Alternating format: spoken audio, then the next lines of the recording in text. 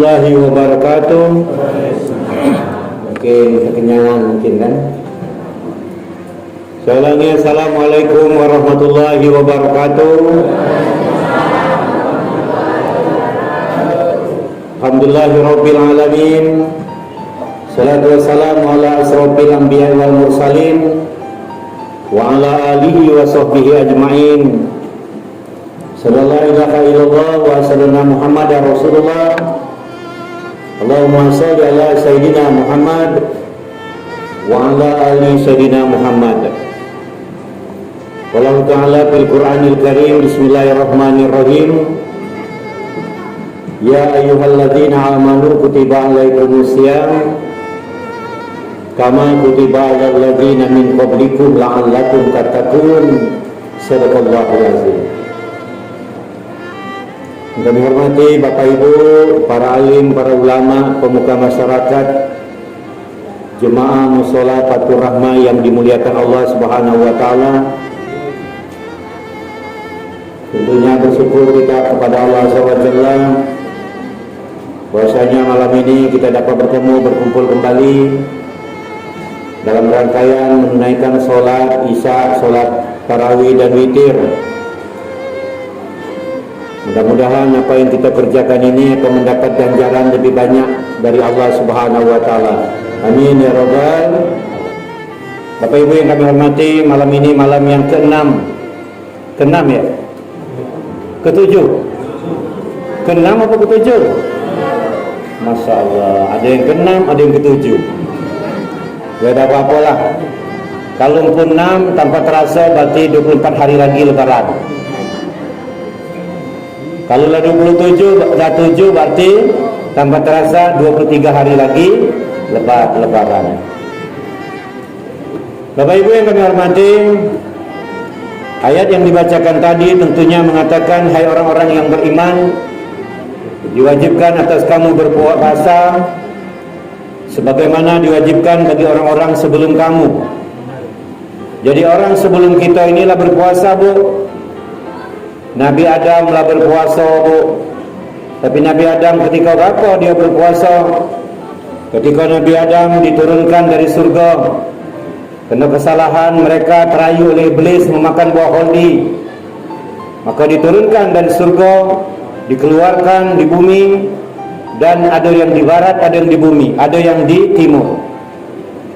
Jadi berpisah Nabi Adam dengan Siti Hawa, kemudian bertemulah di Jabal Rahmah. Ketika itulah Nabi Adam berpuasa. Itu Nabi Adam. Kemudian nabi-nabi yang lain, Nabi Ibrahim berpuasa di mana, ketika kapan?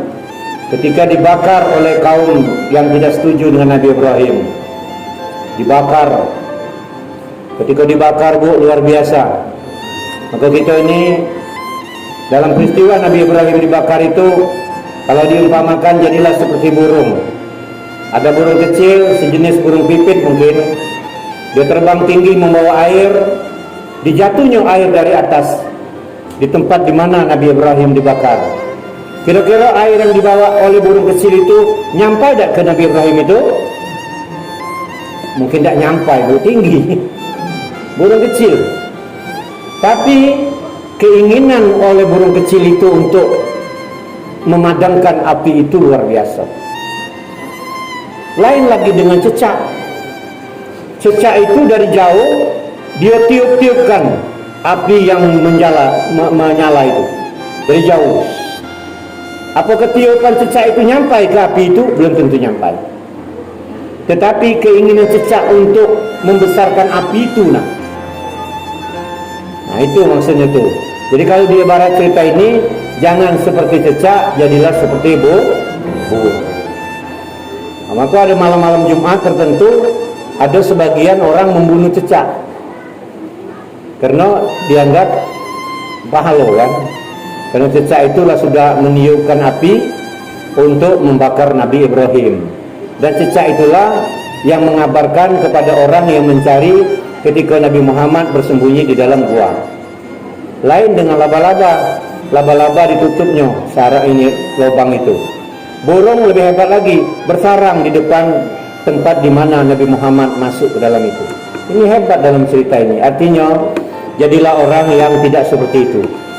Kadang-kadang kita ini kalau ngajum itu nak mau ada ngomong, nah lajulah kau, nah itu namanya ngajum namanya.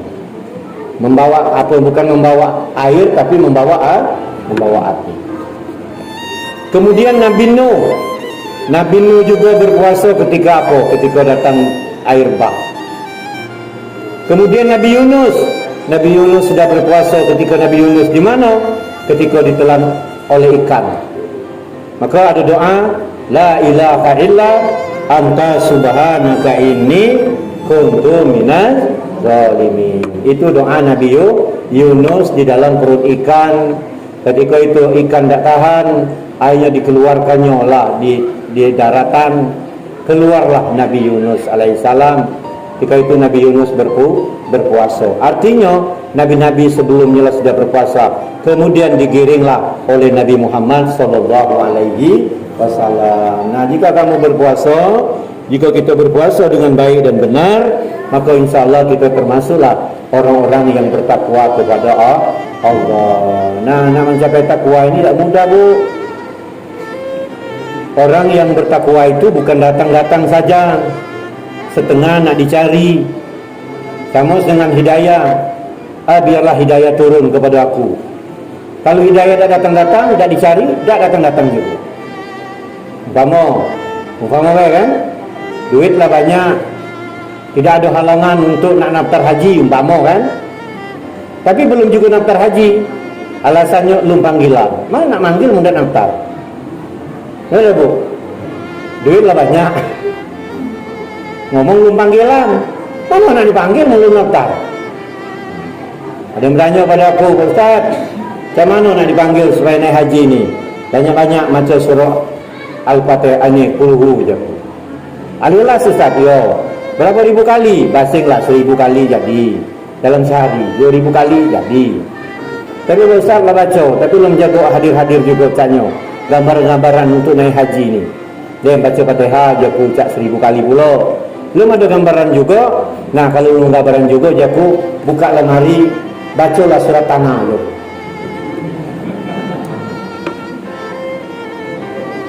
Ya, baca surah Fatihah belum juga gambaran naik haji, kuluhu juga belum ada gambaran naik haji, dia buka lemari baca surat tanah. Kalau banyak surat maksud tu kan. Apa surat yang dibawa mati tidak juga. Tapi mun surat siko itulah yang punya rumah jangan dulu Bu. Juga boleh gawe ya.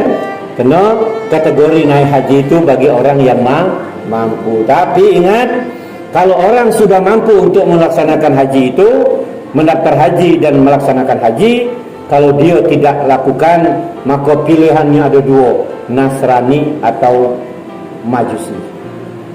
Itu hadis itu. Kalau sudah ada, kalau tidak ada apa-apa. Tapi kalau ada takdir, walaupun tidak hati harta juga bisa naik haji. Aku kemarin takdir Bu jadi petugas. Ujung tu haji apa je? Haji Abidin, entahlah kau je aku. Nah, Haji Abidin, haji apa, yang penting aku sampai ke Mekah Al-Mukarramah. Haji Abidin tu haji dinas maksudnya tu. Ya dah apa-apa. Pokoknya yang penting berdoa kita nak sana. Jangan Pak Ustaz, ya Allah ya Tuhanku, jangan cabut nyawaku dulu sebelum aku datang ke Mekah Al-Mukarramah. Nah itu doanya. Terus sering-sering berdoa, ya Allah ya Tuhanku, hadirkan aku ke Mekah Al-Mukarramah, hadirkan aku ke Baitullah, hadirkan aku ke Padang Arafah, hadirkan aku. Kagak ada ke jalannya Bu, entah umroh, entah haji, entah apa, pokoknya sebelum ajal menjemput, mudah-mudahan kita sudah sampai ke sana. Amin ya Rabbal Alamin. Pengen tak sana? Pengen tak sana?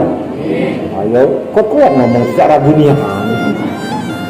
Jangan berpikir, cak mana Pak Ustaz nak ke sana. Nah itu namanya tak yakin. Saya ulangi, pengen tak ke sana? Alhamdulillah, insyaAllah yang hadir di sini, insyaAllah kesana walau. Amin ya Rabbal Amin. Ya ada berjalan tadi. Kemudian pada suatu ketika Nabi Musa alaihissalam ini bertanya kepada Allah, ya Allah Tuhanku, hambamu yang mana yang paling dekat denganmu, kata Nabi Musa. Nabi Musa sudah berandai-andai, kira Nabi Musa, pastilah di antara hambanya itu Nabi Musa. Karena Nabi Musa itu salah satu seorang nabi yang bisa bercakap-cakap dengan Allah itu luar biasa, Bu. Sampai dia bercakap dengan Allah itu ada yang mengatakan 300-an kali. Pernah bercakap dengan Allah itu 300 kali waktu, maksudnya lain waktu maksudnya. Ada yang ngomong 3.000-an kali. Oke, kita ambil rendah 300-an kali. Artinya Nabi Musa luar biasa, seorang nabi yang bisa bercakap-cakap dengan Allah. Ketika itu ditanya lagi oleh Nabi Musa, "Ya Allah, kira-kira hambamu yang paling dekat itu salah satunya di antaranya aku apa tidak?" Akhirnya Allah menjawab, "Ya Nabi Musa, di antara aku dan kamu itu jaraknya, hijabnya 70.000." Nabi Musa yang sedang bercakap-cakap, yang sudah bercakap-cakap dengan Allah baik 70.000 Bu hijabnya. Apalagi kita ni sholat lah molor, apa yang dianjurkan oleh Allah tidak dilaksanakan, yang dilarang dikerjakan. Ya, perintahnya tentang sholat 5 waktu, kadang-kadang subuh nak duha, sohor nak asar nak maghrib, isya nunggu tahajud dulu. Tak tahunya lah sudah subuh. Terus hari-hari kita beri seperti itu. Belum ada yang tepat waktu. Ada di antara kita ni yang sudah tepat waktu, alhamdulillah. Barang siapa yang sudah mengerjakan sholatnya dengan tepat waktu, apalagi sudah menunggu di dalam di sejadah, itu orang hebat di muka bumi saat ini. Tak usah di linggau arti. Belum hebat di linggau arti di dunia. Kalau ada uang lah sudah, lah duduk nunggu sholat. Lah duduk uang Allahu Akbar, Allahu Akbar. Lah duduk. Nah itu orang hebat di muka bumi saat ini. Nah tapi tak tahu kita ni. Allahu Akbar, Allahu Akbar. Kadang di mana kita ni, ya Allah, ada lagi di jalan, yang di kantor terus gawe-gawe ke kantor, yang apa pun laju-lajulah. Dak keruan jingonya. Mudah-mudahan ada yang di antara kita ni lah sudah seperti itu. Pokoknya kalau ada yang seperti itu orang yang hebat di muka bumi ini. Nah, siapa ya Allah orang yang paling dekat denganmu itu? Ditanya oleh Nabi Musa lagi. Orang yang paling dekat denganmu itu, ya Nabi Musa, oh ya, dengan aku kata Allah, adalah orang yang hambaku yang setelah kamu nanti, kata Allah, ya Musa, melaksanakan puasa di bulan Ramadan dan kemudian menunggu waktu berbukanya dengan senangnya, dan setelah berbuka nikmatnya dia makan berbuka itu. Nah, kira-kira kita termasuk dah itu. Kalau nak berbuka itu senang dah, Bu? Termasuk yang dekat dengan Allah. Ketika makannya lemak dah kira-kira. Lemak masuk berarti. Cuman dia ngambil kadang makan tu tak ada lemaknya. Dari mana lauk ini? Nah, siapa masak ini? Lah tu tak dekat dengan Allah itu. Lah tahu aku haus, disuruh minum banyak panas. Kalau haus disuruh minum banyak panas tu mana cocok sebenarnya. Dia omong pula bukan apa minum es ke sakit. Lah nyala es pula. Tapi kalau aku belum baca, kayaknya kalau haus minum banyak panas tu belum baca misalnya. Kalau mul macam mana mul? Belum ya? Es tu lah mul paduannya mul. Nah, ketika kita terserahlah. Pokoknya kita minum banyak panas enak, minum es lemak, makan dulu baru solat lemak, atau solat dulu baru makan lemak, itulah termasuk orang yang dekat dengan Allah. Ustaz, apa makan kurma sebiji dulu, seteguk air langsung solat? Ya, tak mesti, tergantung jawab. Kalau aku mau menjawabnya, kalau bertanya dengan aku, karena aku juga makan dulu, luar biasa baru sholat, kadang-kadang minum dulu baru sholat, tergantung. Kalau cak lauk tu lumayan agak ini kan, lauk tu lemak, pandangan dikit, ya makan dulu. Takutnya ketika sholat, pas sholat dah kati lagi lauk itu. Buli bala, yo, bempasan piring, iya, atau uang lah makan, kita sholat, Allahu Akbar, nah laju lauk tuh. Nah yang itu makan dulu bu, jangan coba-coba. Dah kata istilah tinggal meninggal. Habis. Kamu sekarang dia pergi ke sini, ada baiklah sudah naruh es, masuk gelas, ditutup dalam kulkas dulu. Pasti balik nang laju ke itu. Kalau balik dia dah kata lagi, aku nanya. Pandak kulkas tu kamu balik ke dalam hati. Kalau anak kita kuman lagi semain terawih. Lama kau nak. Dah kata terawih nak, dah kata lagi dah dimakan. Masya Allah, itulah sebagai manusia. Nah itu. Saya ulangi, artinya orang yang paling dekat dengan Allah itu orang yang berpuasa di bulan Ramadan salah satunya, dan kemudian ketika dia menunggu waktu berbukanya senangnya, dan ketika dia berbuka nikmatnya luar biasa menikmati berbuka itu. Kemudian ada lagi pertanyaan Nabi Musa lagi. Ya Allah, amal apa yang pakamnya ni? Amal apa yang kau senangi dengan diriku ini? Uji Allah, apa amal puasa aku? Uji Allah, kalau amal puasa kau itu untuk diri kau, karena puasa itu untuk menahan nafsu kau. Terus apa kerana solat ibadat aku? Kata Allah, kalau ibadat kau itu, solat kau itu untuk diri kau juga. Karena orang yang mengerjakan solat itu adalah terhindar dari perbuatan keji dan mungkar. Jadi kalau orang solat bu, nak berbuat tak benar tu tak mungkin lagi.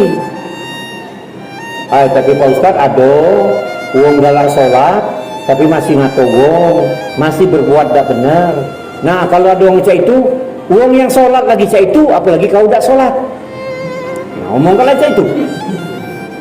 Kan kadang yang protes tu tak solat itu. Ada lagi umpama kan, ada wanita mohon maaf tak berjilbab, ketemu dengan betina berjilbab. Berjilbab baik, tapi tak keruan. Kalau ada yang kayak itu bu, langsung tunjuk juga. Aku berjilbab lagi masih tak keruan, apalagi kau tak berjilbab. Itulah itu. Artinya kita berusaha untuk baik kan, belum tentu nak baiknya. Ya, bukan berarti kita laju berjilbab laju baiknya 100%.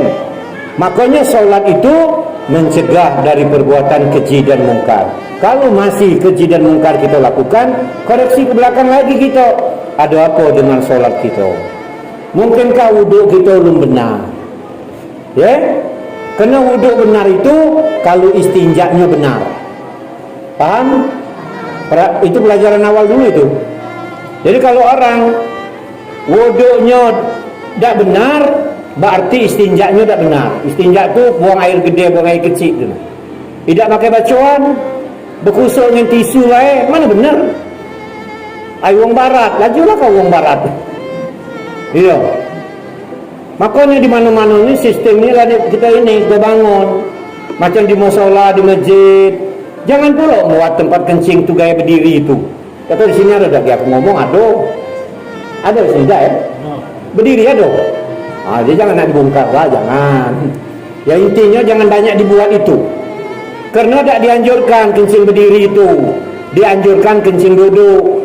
Maka dibuatlah kamar mandi yang agak gede dikit supaya kita ni bisa duduk. Ini kadang masjid dibangun besar, mushola dibangun miliaran, atau masjid dibangun miliaran, kamar mandinya kecil nian. Badan aku nak duduk dah baca, mungkin badan aku gemuk mungkin kan. Tapi bukan soal gemuknya itu, keterlaluan kalau sampai mungkin tukangnya kecil mungkin. Duduk tak baca, Masya Allah, mak mana ini? Nah artinya hijaukan yang urusan ini, urusan kebersihan tadi tidak dihijaukan. Makanya wudhu itu akan benar kalau istinjaknya benar. Kalau istinjaknya benar, wudhunya benar, solatnya benar apa tidak? Kalau istinjaknya salah, wudhunya juga tak sah, solatnya benar tak? Wajar kalau dia solat terus tidak diterima oleh Allah. Bahasan macam itu.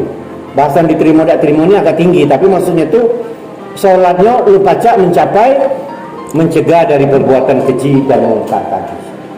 Ya kena dia solat masih ada tak sucinya, wuduknya lah tak benar. Wuduk tu ada aturan kalau Kalau ibu-ibu berwudu tubuh di keruan kenian. Jangan mentang-mentang apanya tuh niat itu mahal. Pak Ustaz, niat ini 300.000 sekali berbedak Ustaz. Jadi ya sayang. Ada tahu itu. Kamu sayang nak solat apa sayang nak bedak? Kamu tahu tak kamu beli bedak itu dari mana? Ya rezeki dari Allah. Nah, bila perlu ya Allah, aku usahain nak menyuci muka 300.000 ya Allah ini. Mintalah jadi 600 umpama kan, atau 6 juta umpama. Dibalik ke, kena ngorbankan tadi kan. Itu caranya kita kalau nak dekat dengan Allah. Nah itu ya. Kemudian kata Nabi Musa, jadi kena solat, ada solat mencegah untuk dirimu, mencegah keji dan mungkar. Jadi apa? Apa ya Allah? Yang amal yang bagus ini, kata Allah, yang lebih bagus ya. Puasa untuk diri kau, solat untuk diri kau.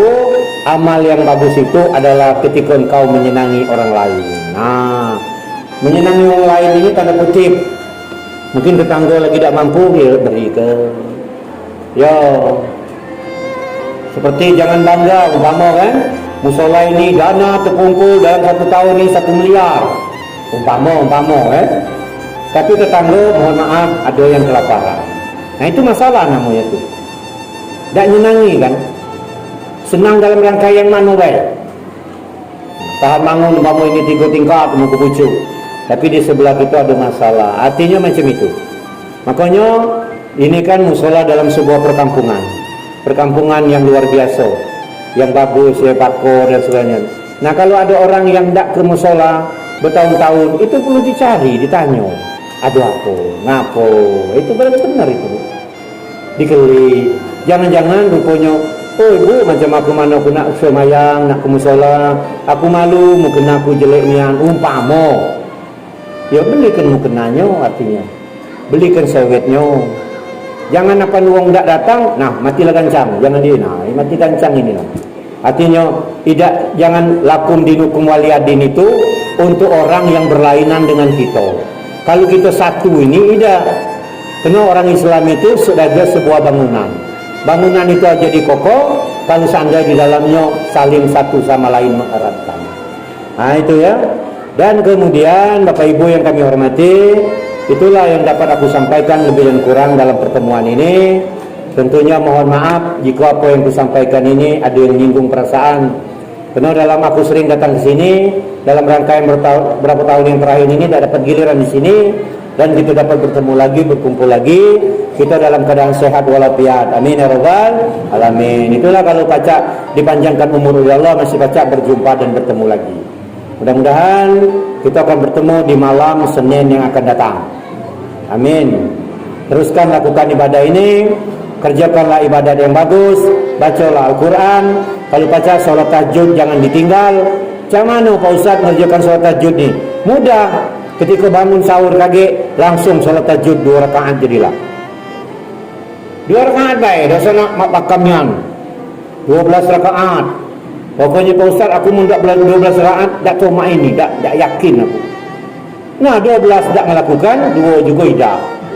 Lebih baik 2. Kalau mulai malam ini 2, kali 23 hari lagi atau 24 hari lagi. Lah berapa hasilnya? Kalau kita nak ngerjakan, yang penting galak. Mudah-mudahan kita mulai dari malam ini. Oke, Ustaz, kamu nanya Pak Ustaz lah melakukan. Kalau aku sudah melaksanakan. Bangun, langsung ke kamar mandi, balik ngambil sholat 2 rakaat. Jangan jenguk-jenguk yang lain dulu. Jangan jenguk piring dulu. Jangan jenguk cucian dulu. Kalau ibu-ibu jenguk piring, pening kepala. Kalau banyak piring ini, tartu nyuci piring, sekali nyuci 12 ikut pecah piring. Wah, itu bukan tahajud lagi, teko sahur lagi tak jadi. Atau sebaliknya nyuci juga, jangan dipikir cucian banyak, dialah dulu besok. Bila perlu dalam bulan Ramadan, kau tak usah cuci 30 hari. Iya, biarlah yang siapa punya baju, dia nyuci lah dewe. Kuna ibadat. Itu pakam itu namanya. Itu namanya, ini dah mikir yang ini, sampai meninggalkan yang lain. Mudah-mudahan demikian. Mohon maaf jika ada salah, dan kepada Allah mohon ampun. Wabillahi taufiq wal hidayah. Assalamualaikum warahmatullahi wabarakatuh.